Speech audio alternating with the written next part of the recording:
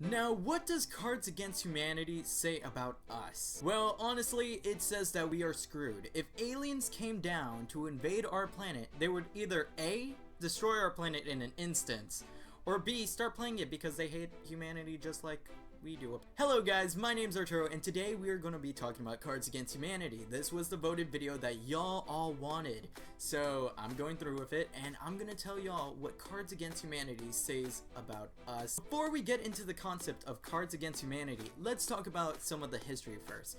Now, this game was created by a group of friends who really liked the game Apple to Apples, and it's a very popular game. I like Apples to Apple.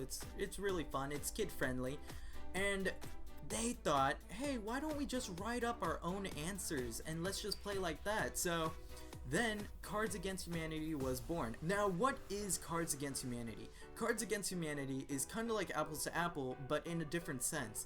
You get around like 5 white cards, and the black card is the card you have to answer it with. So the black card could be a question, a fill in the blank, or something else, and you use your white card to answer it the best way you can. Now, it's kind of like a voting game, just like Apples to Apples, so the group of people you are with can vote on this, and this game can have up to 5 to 20 players. Just imagine 20 people playing this game all at once. It would never finish. What makes this game different compared to Apples is the cards. They are crazy, mostly inappropriate. What does Cards Against Humanity say about us? It says that we are some pretty messed up people. The whole point of the game is to win the best card. Now, that can change depending on the group of friends you're with and who you are.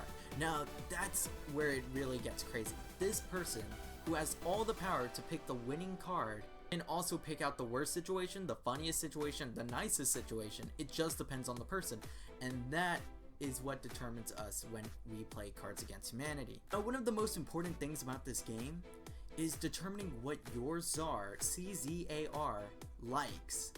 And that is just determined on the judge. So if you pick out a card that the judge doesn't like, then you're not gonna win. And the whole point of the game is to win, and our mentality of winning is gonna drive us to pick the best card for them. The weird thing about this game is that it introduces you to different things you've probably never heard of, and if you've tried looking them up, you're probably gonna need to clear your search browse history. Yeah, it's not crazy, but it is a fun game, and I would definitely not play this with my parents or family because it is that inappropriate.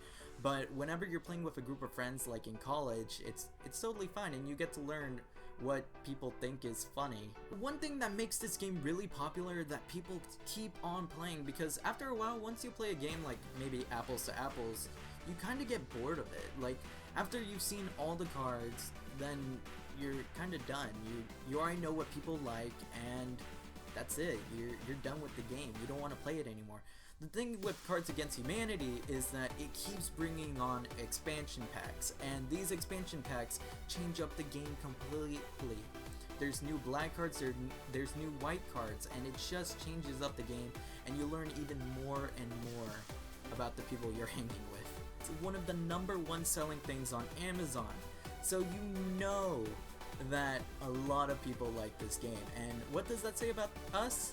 It says that we're pretty crazy and we really don't care about sensitive things. One thing I do like about this game is that it shows how witty your friends are. And if you're the czar, you're the judge, you're gonna find out what your friends think about you and what you think is the funniest. And once you play a couple rounds, they kind of get used to what you think is funny, and sometimes it can be pretty messed up, but that's the whole point of the game, to get the winning card. What I really like about this game is that it just doesn't target one group or anything like that. It transcends that. It actually makes fun of everything. It's kind of like Family Guy or South Park, where it just doesn't care what it does. To conclude this video, all I have to say about this game is that it's a really fun game.